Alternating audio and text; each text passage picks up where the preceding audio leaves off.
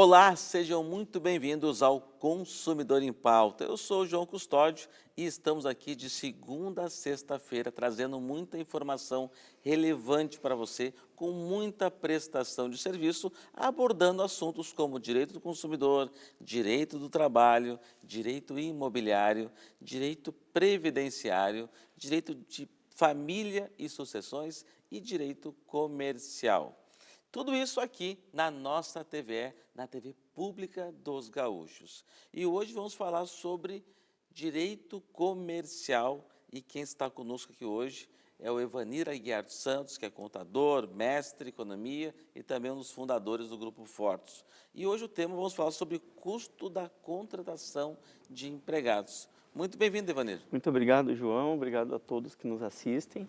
Uma satisfação trazer esclarecimentos aqui para os nossos empreendedores e para a comunidade em geral, para conhecer um pouquinho mais essa estrutura de custo de empregados.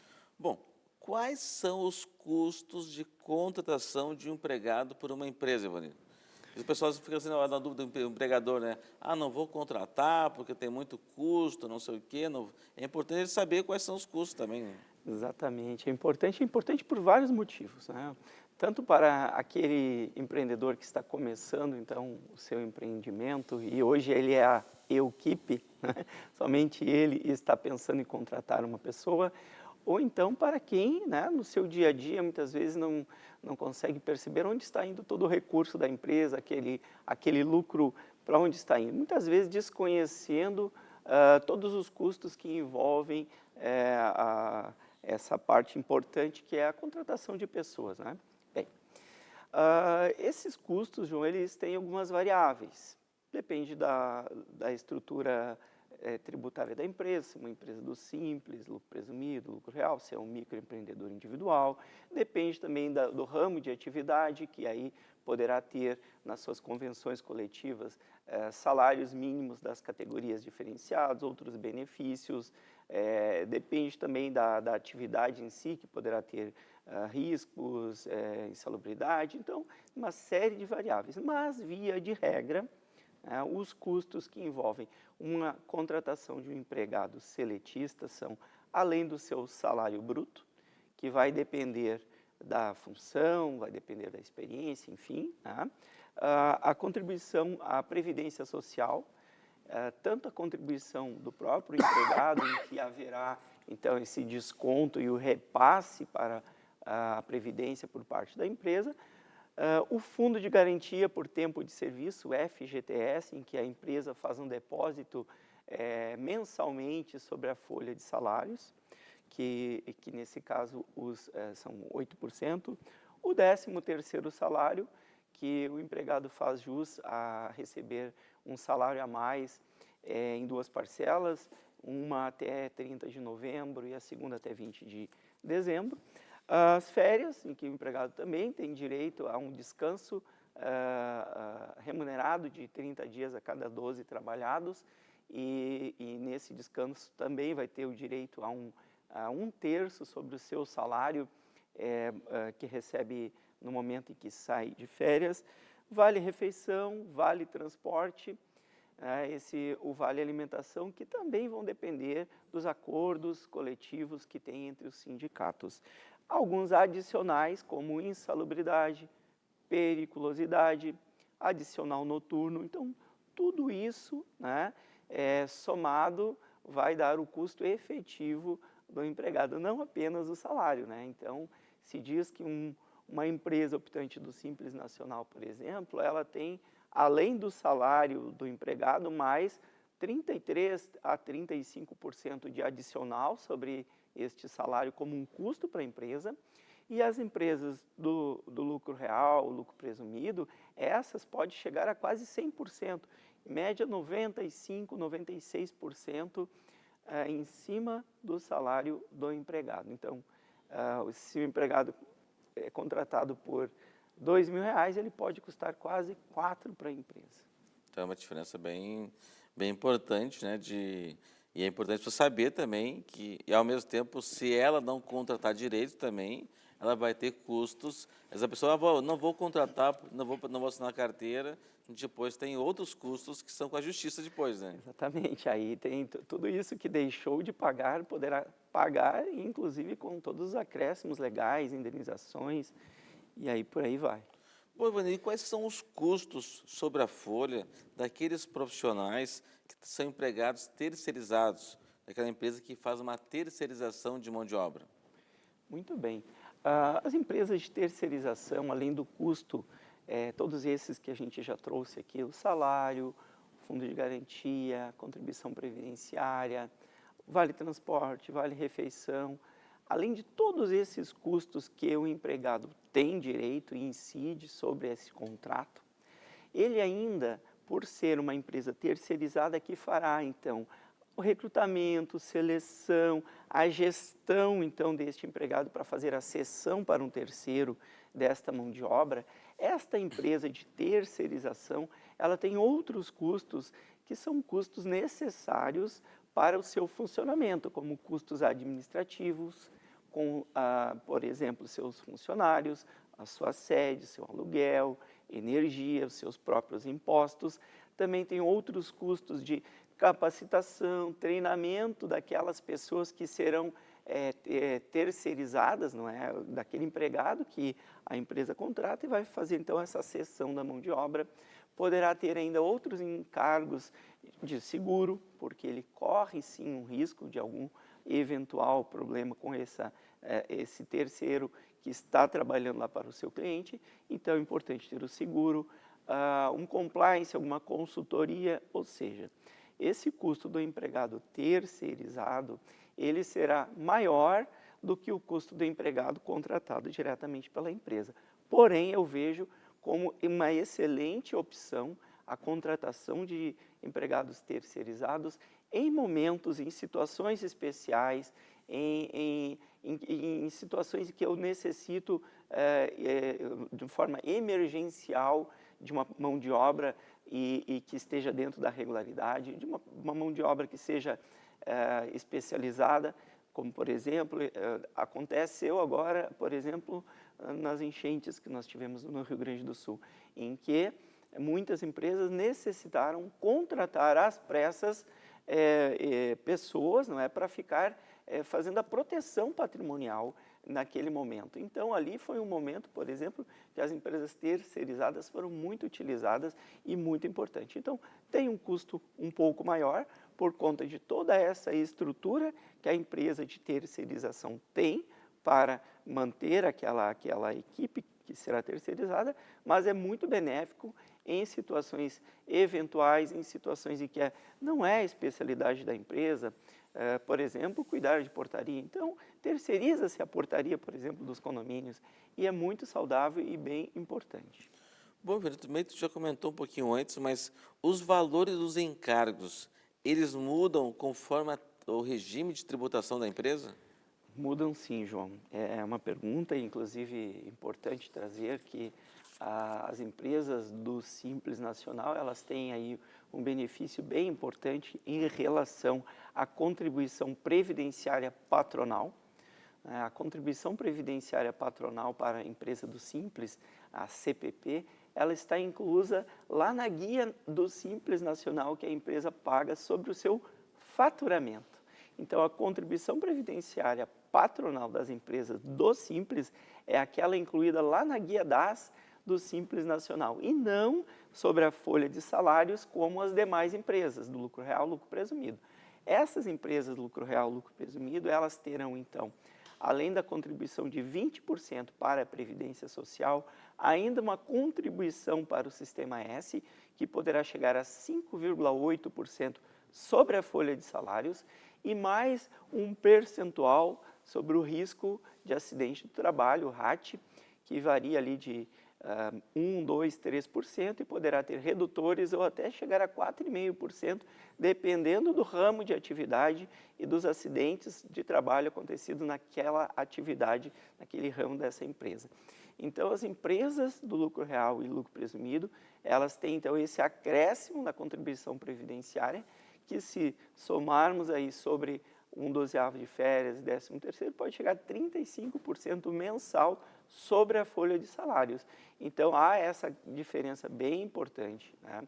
Quem é o microempreendedor, ele vai contribuir com 3%, então, sobre o salário do empregado. Essa questão da tributação, o Simples tem um grande benefício, né? O principal benefício dele é essa questão da tributação do previdenciária e do Sistema S, né? Então, até estava um cliente semana passada no escritório que estava pensando em mudar de tributação e ele teria um incremento somente dessa contribuição previdenciária, mais Sistema S, mais o RAT, de R$ 720 mil ao ano de incremento.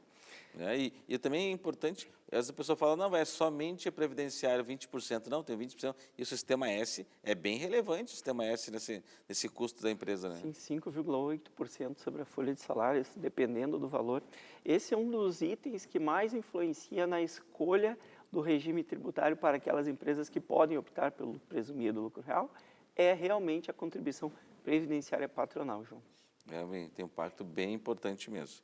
Bom, tu falou um pouquinho, e o MEI? Nós temos 2 minutinhos esse bloco, até podemos continuar no próximo até. O MEI, o empregado MEI, tem os mesmos direitos de um empregado de outras empresas? Sim, né? O microempreendedor individual ele pode ter até um empregado, infelizmente é um número baixo, mas o faturamento 6.750 por mês, só comportaria esse um empregado. E o empregado do MEI ele tem todos os mesmos direitos que os empregados das outras empresas. Então, o empregado do MEI, que é empregado, não tenha medo de ser contratado por um microempreendedor individual, porque todos os seus direitos estão garantidos, assim como todos os demais empregados.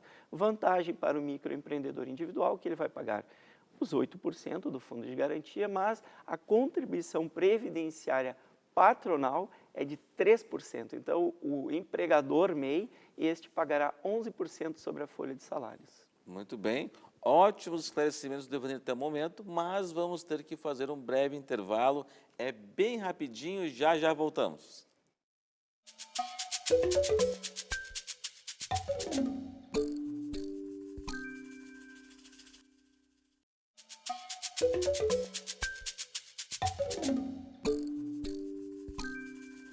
Bom, falei que ele é bem rapidinho, já estamos de volta. Lembrando você que nos assiste, que o programa tem muita prestação de serviços, muitos esclarecimentos aqui aos nossos telespectadores. E aqui abordamos assuntos como direito do consumidor, direito do trabalho, direito imobiliário, direito de família e sucessões, direito previdenciário e direito comercial. Tudo isso aqui na nossa TVE, na TV Pública dos Gaúchos. E hoje estamos falando aqui sobre direito comercial, abordando o tema, hoje um programa temático, sobre o custo da contratação de empregados. E quem está conosco hoje é um grande especialista no tema, contador Evanir Aguiar dos Santos, esclarecendo aqui esses importantes, dando esclarecimento sobre esse importante tema aqui. Bom, Evanir, dando seguimento ao nosso programa aqui, qual é o custo da contratação de um trabalhador autônomo? Muito bem. O trabalhador autônomo, ele tem algumas características que é bem importante que sejam observadas, até para que este contratante não corra o risco, né, de uma possível aí, vinculação trabalhista, né, uma relação trabalhista, e aí desconfiguraria a questão do autônomo. Então, cuidados esses pré-requisitos de que realmente este trabalhador ele seja autônomo, independente, não tenha subordinação, não tenha essa dependência econômica e essa habitualidade ali, que são fatores que poderão levar a essa caracterização do vínculo trabalhista. Aí temos os colegas advogados que tratam do tema melhor do que eu, mas é importante observar isso para identificar, então, os custos deste trabalhador autônomo. Bom, a primeira questão aqui a ser observada também é o contrato, né? Ter um contrato, ter o seu advogado lá de confiança que configure esse contrato de prestação de serviços, se for um trabalho que demande maior complexidade, se for um serviço eventual, pegar o recibo. E aí vem o primeiro item, recibo de pagamento deste autônomo. importante, tanto pessoas físicas quanto jurídicas têm que ter. Mas as pessoas físicas, elas vão guardar esse recibo de pagamento desse trabalhador autônomo lá, que, por exemplo, se for uma reforma de casa, este recibo poderá ser somado ao valor do imóvel. Sim, aquela pintura que você fez lá na sua casa, ela também pode ser adicionada ao valor do seu imóvel e isso aumentar o valor do mesmo. Porém, vamos tratar aqui do custo para as empresas. As empresas que contratam, então, este trabalhador autônomo, que poderá remunerar por tarefa, por hora, por dia, depende muito dessa contratação que este trabalhador autônomo vai desenvolver ali. É necessário, então, ter esse recibo de pagamento do autônomo. Neste recibo, se aplicar a tabela do imposto de renda e houver a incidência, então, a necessidade de fazer essa retenção do imposto de renda na fonte deste trabalhador autônomo e repassar ao governo. Então, não haverá um encargo de imposto de renda da empresa, mas ela tem a obrigação de fazer essa retenção do imposto de renda e repassar para a Receita Não tem como o Federal. autônomo falar assim, não, me paga tudo e deixa que eu pago o imposto de renda. Pode fazer isso? Não, isso é uma obrigação realmente das empresas, do contratante, porque se esse autônomo não recolher o seu imposto de renda, vai ser responsabilidade do contratante. Temos ainda a contribuição previdenciária, que ela é, no primeiro momento, descontada deste trabalhador autônomo, os 11% então vão ser descontados e vai inserir lá na folha de pagamento da empresa e a empresa ainda vai ter mais 20%. Há, sim, sobre trabalhadores autônomos, pessoas físicas, a incidência da contribuição de 20% patronal. E esta contribuição, então, ela é repassada para a Previdência Social, conta, sim, como contribuição previdenciária daquele trabalhador autônomo, então, o encargo pode chegar aos 20%, além do valor da contratação do autônomo. Cuidado, porque às vezes o autônomo informa, por exemplo, hipoteticamente, quero receber R$1.000. Bom, você vai receber R$1.000 menos 11%. Não, eu quero R$1.000 líquido. Bom, então o contratante ele já tem que colocar os 11% além destes R$1.000 para que sobre R$1.000 líquido, sob pena de o contratante ter que pagar os 31%. Os 11 não descontado e mais os 20 patronal. Então, bastante cuidado com o trabalhador autônomo e especialmente em relação aos vínculos trabalhistas. É uma alternativa importante, boa em situações de eventualidade, mas cuidar essas questões. No caso da contribuição patronal INSS do empregador, não tem o sistema S nem o RAT nesse caso? Não tem, é só contribuição para a Previdência mesmo. Bom, Ivanir, e os empregados têm direito a 1/12 de férias e 13º salário todos os meses? Quando são pagos pela empresa? Isso é muito importante, especialmente para os empreendedores e empresários. Por quê? Sim, todos os trabalhadores, né, a cada 30 dias ou fração maior que 15 dias, não em caso de desligamento, têm direito a 1/12 do seu salário, né, incluindo as variáveis, se recebe horas extras, comissões, tudo isso gera uma média e é 1/12 sobre este salário com essas variáveis. Então, esse 1/12 a cada mês, este trabalhador ele tem direito para o 13º e para as férias. E o empregador, então, ele terá que pagar após 12 meses, e não podendo ultrapassar os 2 anos, sob pena de ter que pagar dobrado essas férias, por exemplo, ele terá que pagar. Por que é importante para o empreendedor? Por quê? O empreendedor, muitas vezes, já trabalha com uma margem de lucro bem apertada, muitas vezes. E se ele não considera este 1/12 lá na sua formação de preço, lá na sua planilha de despesas mensais, ele poderá não ter, quando tiver que pagar as férias, ou o 13º salário, que tem que ser pago a metade até 30 de novembro e a segunda metade até 20 de dezembro, ele poderá não ter feito essa reserva financeira deste 1/12 ao longo do tempo, desses 12 meses, e muitas vezes ele vai ter que recorrer a banco, empréstimo, Muito ter comum juros. no final do ano. No final do ano, a gente tem que pagar o 13º e muitas empresas acabam não fazendo essa reserva durante o ano e no final do ano tem que se socorrer de empréstimos para poder honrar esse importante direito do do trabalhador. Exatamente. E complementando a pergunta que é sobre quando é pago a contribuição previdenciária sobre o salário, sobre o 13º e a contribuição sobre as férias, eles são pagos junto com a folha de pagamento mensal, ou seja, quando eu fizer o pagamento do 13º, junto com a folha mensal, eu faço o recolhimento desse encargo. E quando fizer o pagamento das férias, naquele mês ali, vai fazer o recolhimento desses encargos. Então, não é provisionar apenas um 12avos para férias e 10º. Também a Previdência e o Fundo de Garantia, os 8%, também deve vir compondo um fundo para que tenha quando tiver que desembolsar. É importante, o trabalhador que trabalhou 8 meses numa empresa, não completou um ano ainda, ele também terá direito às férias e 13º? Em caso de desligamento, ele também mantém esse direito, porque já é um direito garantido dele a cada mês ou a fração acima de 15 dias.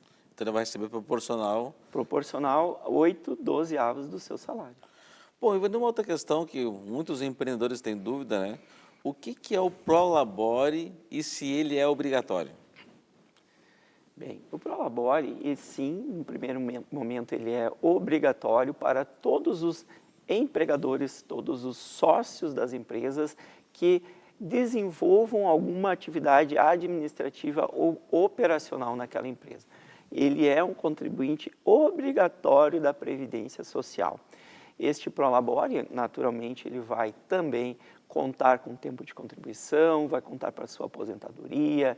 Se tiver a sofrer algum afastamento por doença, ele também terá direito. Se for a mulher, o salário, o auxílio maternidade, ela também fará jus a esse direito.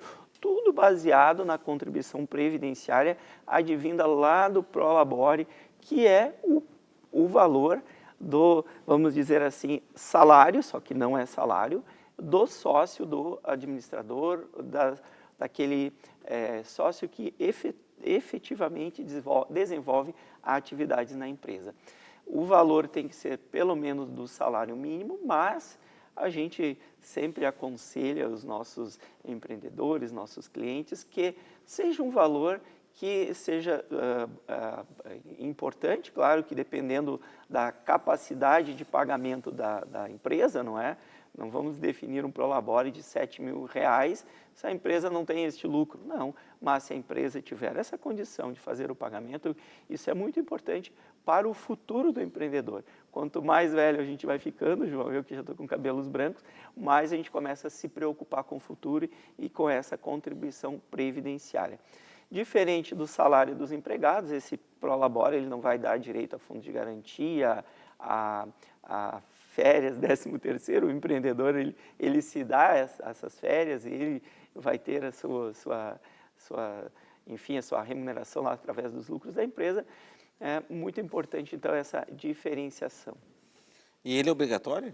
Obrigatório a todos os sócios que desenvolvem alguma atividade na empresa. Aqueles sócios que são apenas sócios cotistas, investidores, estes estão dispensados do recebimento desse Prolabore. Inclusive, eu aconselho muitos empreendedores que façam a distribuição do Prolabore regular, junto com a folha de salários dos seus empregados, faça a sua contribuição à Previdência para evitar que aquele valor retirado a título de lucros seja considerado pela Previdência Social como Prolabore. E aí sim incidir a contribuição previdenciária patronal, mais os 11%, ou seja, é muito mais complicado depois se justificar o porquê que não pagou o Prolabore. Bom, último, minutinhos finais aqui, última pergunta. Qual o impacto dos custos trabalhistas nos preços dos produtos e serviços cobrados dos consumidores? Muito importante que o empreendedor, quando estiver montando a sua planilha de precificação para definir o seu markup, qual a sua margem, né, qual o índice que deve aplicar sobre o custo de compra de mercadorias, por exemplo, para ter o equilíbrio financeiro e o lucro da sua empresa, ele deverá incluir todos os custos da sua empresa. E nestes custos estão, naturalmente, os custos trabalhistas. Se uma empresa é do Simples Nacional, ela vai ter menos custos. Mas se ela é do lucro presumido ou lucro real, ela poderá ter um percentual de contribuição previdenciária ou outros encargos maiores, e isso terá que ser repassado ao valor das mercadorias, produtos e serviços que vai vender, e isso impactando diretamente na vida dos consumidores. Então, uma melhor gestão tributária pelas empresas impacta em uma possibilidade de oferta de valores melhores para os consumidores. Vanilo, muito obrigado pelos ótimos esclarecimentos sobre esse importante tema. Agradecer a nossa qualificada audiência. Muito obrigado, uma boa semana. Tchau, tchau.